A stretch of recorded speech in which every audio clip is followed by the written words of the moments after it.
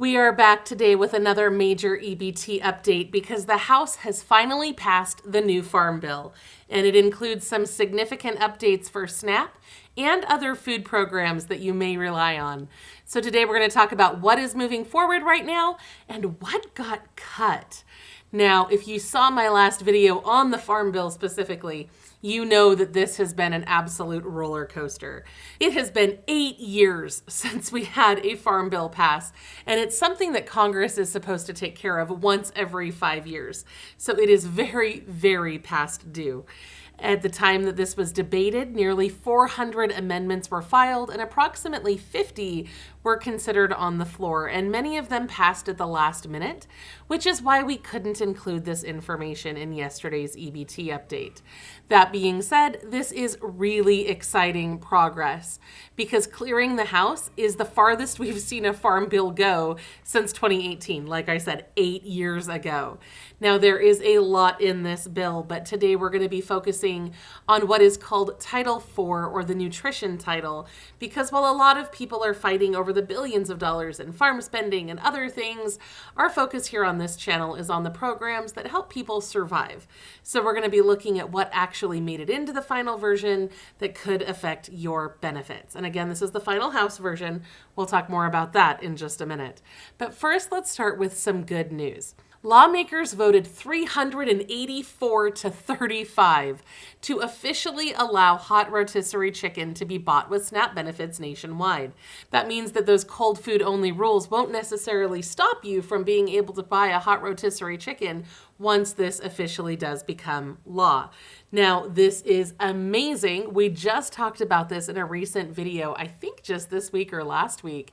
So this is amazing progress, and that is an overwhelming vote of support, seeing that at 384 to 35. Now, along with that, the House also rejected a major push to ban soda from SNAP nationwide. There was a proposal that would have made it impossible for anyone on SNAP to buy soda with those benefits.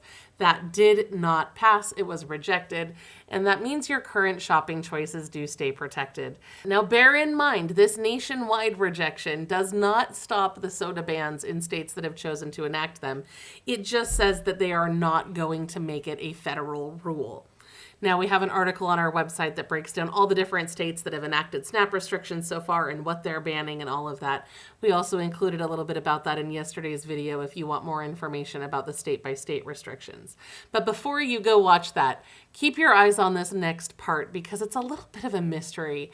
The House also agreed to a new rule that forces the USDA and the Department of Health to create something called a low-risk classification for fresh fruits and vegetables, specifically foods that are usually eaten raw or with very little processing. Now, why does that matter? Well, lawmakers have been talking a lot about nutrition and food safety lately. We've heard a lot about needing definitions for processed and ultra-processed foods and things like that. This is kind of the reverse of that. So in the world of policy, it seems that a low-risk label might be the first step toward changing how those foods are handled or sold or priced or considered in federal programs. And that's got several people, including myself, wondering, is this the first step to adding restrictions into the EBT programs by maybe defining what isn't processed so that they can eliminate everything that isn't that? It seems to me that that could be a possible signal that the government is going to consider much stricter restrictions in the SNAP program. But like I said a minute ago, they didn't even pass the soda ban yet. So I'm not saying that that is what this is going to lead to, or that it would even lead to that in the near future. I just think that's a possible long-term outcome of this particular choice. We do know that they are studying their options. Another adopted amendment now requires a full USDA report on those state-specific SNAP restriction pilots. That means they are officially studying the results of the programs that limit what people can buy. So again, while the House did reject a total soda ban this time, it does look like they might be building the paperwork they need to justify a decision like that in the future. It looks like they want to see exactly what happens when you take certain items off the table. Now, all of that being said, there are a lot of big wins in here, especially for the nutrition incentive programs.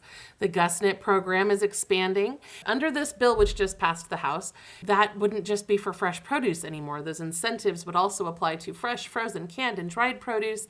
And they're also adding animal protein to the lists of foods that could qualify for these kinds of incentives. For example, this bill also expands the Senior Farmers Market program so that it would include things like maple syrup and tree nuts as well.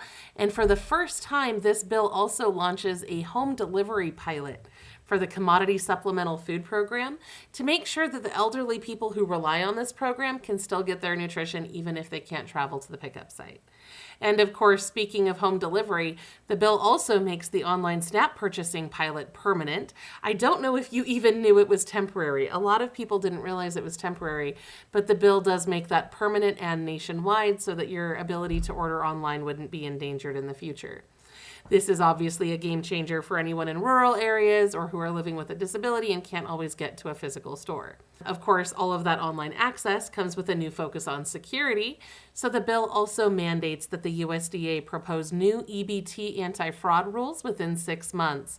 If you've ever had your benefits stolen or worried about skimming at the register, this is the first real federal move to force better EBT card security that I've seen. They're also requiring mandatory reporting of all payment errors, even the small ones, to track where that money is actually going. One other thing you want to know about in here that I found a little bit odd is that they are also redefining the purpose of SNAP, and it does look like they didn't do anything to amend this from the last time I looked at this.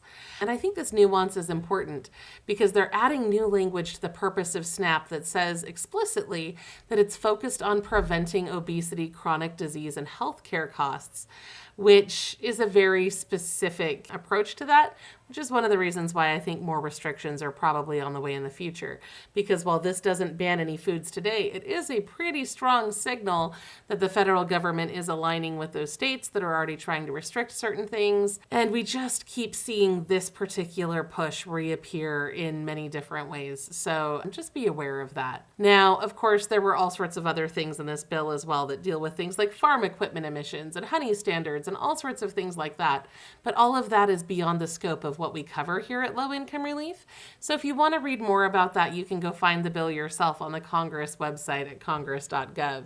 Now, one more thing before we go. Don't forget, this still has to make it through the Senate, so we're likely to see some additional changes and proposals as this bill moves forward. This is exciting progress.